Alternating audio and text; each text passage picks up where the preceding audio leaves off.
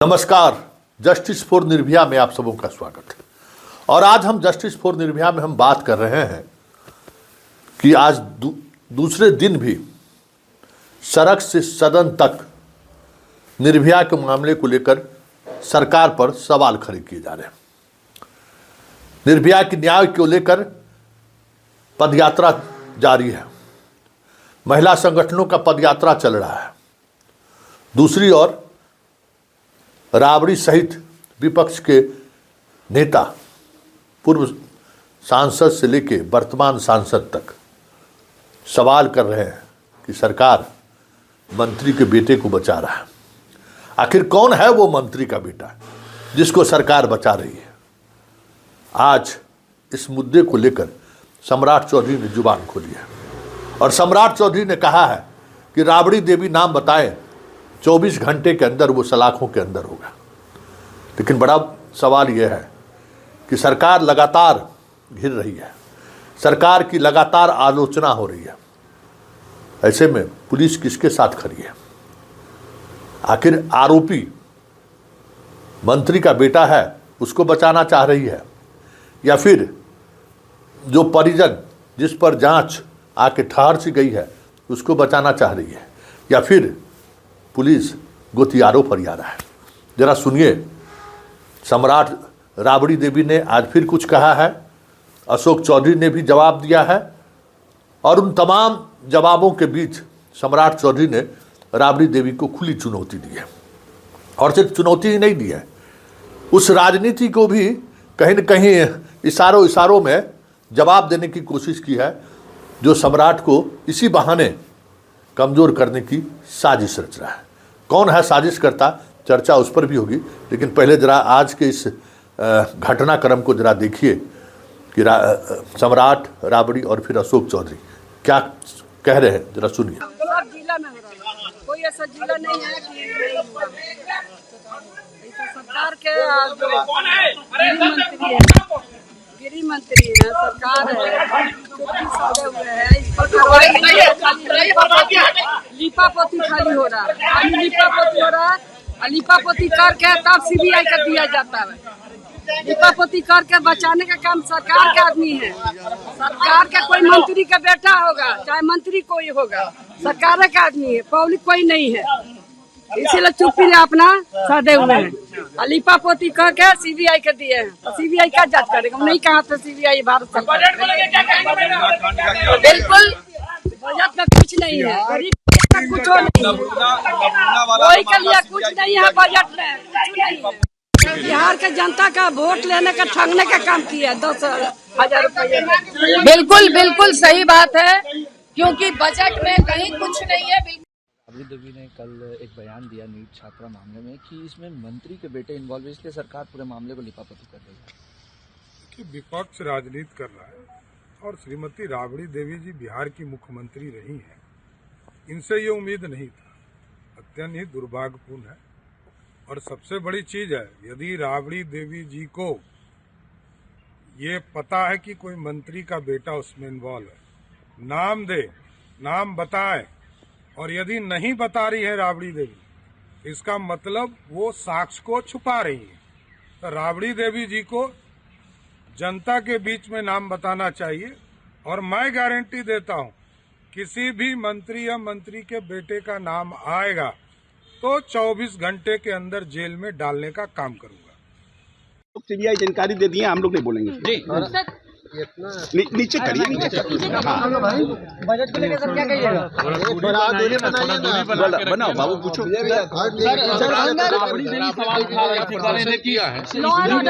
सरकार के मंत्री या उनके बेटे शामिल हो मामले में सरकार के मंत्री या एक तो है कि अगर राबड़ी देवी जी के पास कोई ऑथेंटिक इंफॉर्मेशन है, अगर कोई ऑथेंटिक इंफॉर्मेशन है किसी मंत्री के बेटे के बारे में, तो स्पेसिफिक डीजीपी को पत्र लिखना चाहिए।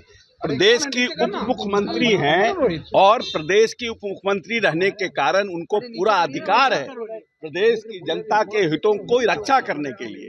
लेकिन जस्ट एक बात कहने के लिए अगर उनके पास इंफॉर्मेशन है तो उनको 24 घंटे के अंदर डीजीपी से मिलकर के या पत्र के माध्यम से इसका खुलासा करना चाहिए और ये जानकारी देनी चाहिए। पुलिस उन बातों पर जांच करेगी। तो आपने सुना, लेकिन बड़ी बात यह है कि ये बार बार सवाल क्यों खड़ा हो रहा है कि कोई मंत्री का बेटा है। एक रिटायर्ड आईपीएस अधिकारी तो नीतीश कुमार के बेटे पर ही सवाल खड़े कर दिए कि अब वो विदेश भाग जाएगा, देखिएगा, उसका डीएनए टेस्ट होना चाहिए, वही जिम्मेवार है। इस तरीके के बयान देने वाले लोग भी खुल्लम खुल्ला लगातार वो बयान दे रहे हैं। पुलिस खामोश है, पुलिस की खामोशी बनते दिख रहा है। और सबसे बड़ी बात है कि इस पूरे सियासत के दौरान जो सियासी चक्रव्यूह तैयार की गई है, उस चक्रव्यूह के साथ कहीं न कहीं पुलिस खड़ी दिख रही है।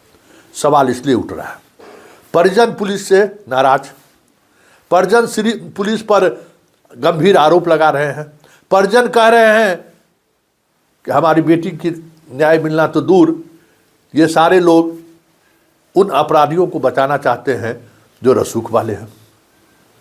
और पुलिस को जब जवाब देने का वक्त आता है तो पुलिस इस तरीके से गोल मटोल तरीके से जवाब देती है कि न जनता उनके उस जवाब से कन्विंस हो पाया है, और जो मीडिया घराना जो लगातार इस नैरेटिव को बनाए रखना चाहता है, उसको एक नया कहिए कि खाद पानी बीज इन्होंने उपलब्ध करा दिया, फिर राम कथा जारी है।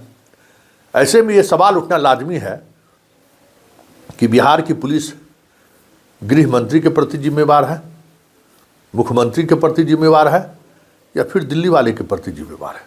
क्योंकि दिल्ली वालों की चर्चा बड़ी तेजी से उभर कर सामने आ रही है कि आखिर क्या वजह है कि पुलिस सीबीआई जांच का इंतजार कर रही है। आखिर क्या वजह है कि पुलिस लगातार उनके मंत्री पर हमला हो रहा है, उनके मंत्री को सफाई पर सफाई देना पड़ रहा है। आज उनको ट्वीट करना पड़ा है कि कौन है मंत्री का वो बेटा। आखिर मंत्री के इस अपमान को देखते हुए भी पुलिस खामोश क्यों है? क्या पुलिस गृह मंत्री के इशारे पर नहीं, या गृह मंत्री के अनुसार नहीं, दिल्ली वाले के अनुसार चल रही है? बड़ा सवाल है, क्योंकि ये साजिश अब खुलकर सामने आने लगा है कि पुलिस अपने महकमे के मंत्री के बजाय दिल्ली के एक मंत्री के इशारे पर काम कर रही है। और ये आरोप अब लगने लगा है, ये दबी जुबान चर्चा हो रही थी, अब ये आरोप लगने लगा है। और गृह मंत्री भी कहीं न कहीं इसी सियासत को भांपते हुए बयान देना शुरू किया है। ऐसे में ये सवाल उठना लाजमी है कि बिहार में नीतीश कुमार जिस मनः स्थिति में हैं, जिस दौर से गुजर रहे हैं, ऐसे में बिहार और बिहार की जनता का क्या होगा? क्योंकि हर कोई अपनी अपनी सियासत साध रही है, हर कोई नंबर 1 की कुर्सी पर नजर गड़ाए हुए है कि ये कुर्सी किसके हाथ हो जाएगी। और जो कोई इस रेस में कहीं किसी भी दिखते हैं, उसके खिलाफ एक बड़ी गोलबंदी शुरू हो जाती है। बात आरसीपी की शुरू हुई तो एक बड़ी गोलबंदी शुरू हो गई कि नहीं, आरसीपी को नहीं आने देना है। बात सम्राट की हो रही है, सम्राट बीजेपी में नंबर 1 है। पार्टी के अंदर भले जो विरोध हो, जो कुछ भी हो, लेकिन जो चीज़ें दिख रही हैं वो यही दिख रही हैं कि बीजेपी में नंबर वो सम्राट चौधरी हैं, और सरकार में भी नंबर 2 सम्राट चौधरी है। क्या इसको लेकर सियासत तो नहीं चल रहा है? पक्ष और विपक्ष इस मुद्दे पर एक साथ खड़े तो नहीं हो गए कि इस नंबर 2 को नंबर 1 पर जाने से रोका जाए? क्योंकि बीजेपी के तरफ से भी इस मसले को लेकर कोई बयान नहीं आया है। भले नीरज आवाज़ उठा रहे हैं, भले जदयू के विधायक सम्राट के साथ खड़े दिख रहे हैं, अशोक चौधरी दिख रहे हैं, कई जदयू के नेता खुल्लम खुल्ला बोल रहे हैं, लेकिन बीजेपी के तरफ से अभी तक कोई, सिर्फ विजय सिन्हा का एक बयान आया जिसमें वो कह रहे हैं कि उनके पिता ने और माता ने हमें कहा कि सीबीआई जांच को दीजिए, सीबीआई जांच मैंने दे दिया। लेकिन जब उनसे सवाल किया गया कि माँ पिता तो कहीं नहीं रहे कि हमने मंत्री से मांग की है, तो फिर वो कैमरा छोड़कर भाग निकले। विजय चौधरी जी का कल बयान आया कि अब सियासत कर रहे हैं ये लोग। तो जदयू के तरफ से इस तरीके के बयान आ रहे हैं, लेकिन बीजेपी चुप्पी साधे हुए है। और विपक्ष के तरफ से राबड़ी देवी खुद बोले जा रही हैं, आपने सुना ही है कि ये कहीं न कहीं इसके पीछे साजिश है। तो क्या ये माना जाए बिहार की सियासत में नंबर 1 को लेकर जो बिसात बिछाई जा रही है, उस बिसात की शिकार निर्भया तो नहीं हो गई है? या फिर निर्भया के सहारे नंबर 1 की कुर्सी को लेकर जो खेल चल रहा है, निशाना तो नहीं बनाया जा रहा है? देखिए आगे आगे होता है क्या, लेकिन इतना तो तय है कि इस बयानबाजी ने बिहार पुलिस की लॉयल्टी पर सवाल तो जरूर खड़े कर दिए कि वो किसके साथ खड़े हैं। और आने वाले दिनों में ये सारी चीज़ें एक अलग अंदाज में दिखें तो कोई बड़ी बात नहीं।